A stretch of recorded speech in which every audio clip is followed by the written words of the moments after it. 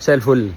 ما تعقدوناش بقى، انت تقعد تلخبطنا كل شويه. ساعتها لما تقولوا لي مثلا اقول لكم يا جماعه الجواز كويس تقدر تتجوز وتعمل، يقول لك لا لا مستحيل وانت متوهم وخيالي وكلام من ده. لما اقول لك على فكره بقى لا اصبر شويه انت لسه سنك صغير، يقول لك يا عم انت بتعقدها لنا وتقفلها وكلام من ده. لا ده ينفع ولا ده ينفع، الاثنين ينفعوا على فكره. انا مش عايزك تحارب، عايزك تحارب على فكره، تعرف الحياه كلها. وانا لغايه النهارده بحارب على فكره، انا 58 سنه وبحارب في كل حاجه. اولادي بيعملوا نفس القصه، بيحاربوا حروبهم الخاصه بكل طريقتهم وكل حاجه عشان عايزين نفضل نضاف.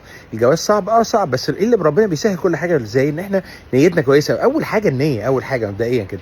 تاني حاجه احنا بنسعى بكل ما عندنا. تالت حاجه احنا هنحارب بس بعقل ومنطق. نحارب، نحارب عشان البنت اللي انت بتحبها. هتحاول بكل ما عندك تشتغل وظيفه والتانيه والتالته. انا كنت بشتغل اول لما اتخرجت يا جماعه 3 شغلانات، بوصل الليل بالنهار، ليل نهار، عشان بس ايه؟ عايز اكون كفء قد البنوته اللي انا ارتبطت بيها وعايز اتجوزها. وعلى فكره قعدت اتكلمت مع حماتي الله يرحمها، رحت قعدت معاها قاعده كده عشان تعرف نظامي ايه، ميتي ايه، انت جد ولا بتهزر، عندك خطه ولا ما عندكش خطه، عندك مستقبل، انت محترم نفسك وهتحترم بنتي، هترعاها، هتكرمها، هتاخد بالك منها، هتحفظها، هتصونها، كل الكلام ده. عملت الكلام ده وقعدت معاها قلت لها احلامي وخططي. وانا ايامها كنت قد كده ولا عندي اي حاجه ثابته في حياتي خالص، لكن عندي خطط وشايفاني بسعى بشتغل ليل نهار. انت هتعمل كده على فكره وربنا يسهلها لك ان شاء الله. مش بقول لك تتخلى عن حبك ولا اي حاجه، بس بعقل ومنطق. لو انت لسه في الجامعه اكيد مش هيسمعوك، ما عندكش حاجه تقولها لهم.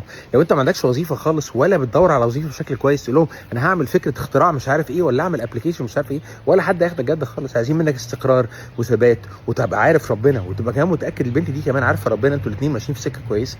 ربك هيسهلها بعد كده. هتحارب، هتحارب، وان شاء الله البنت اللي انت بتحبها ربنا يكرمكم بالخير وبالحلال وكل حاجه، وترتبطوا ارتباط كويس، واهلها ساعتها والله هيقفوا جنبك لو لقوك انت بجد راجل محترم وكويس. بس مش عايزين نستعجل، مش عايزين احارب حروب غلط. مش هروح اتقدم وانا لسه في ثانيه جامعه واقول انا جاهز ومش عارف ايه وكلام من ده. لا انت مش جاهز.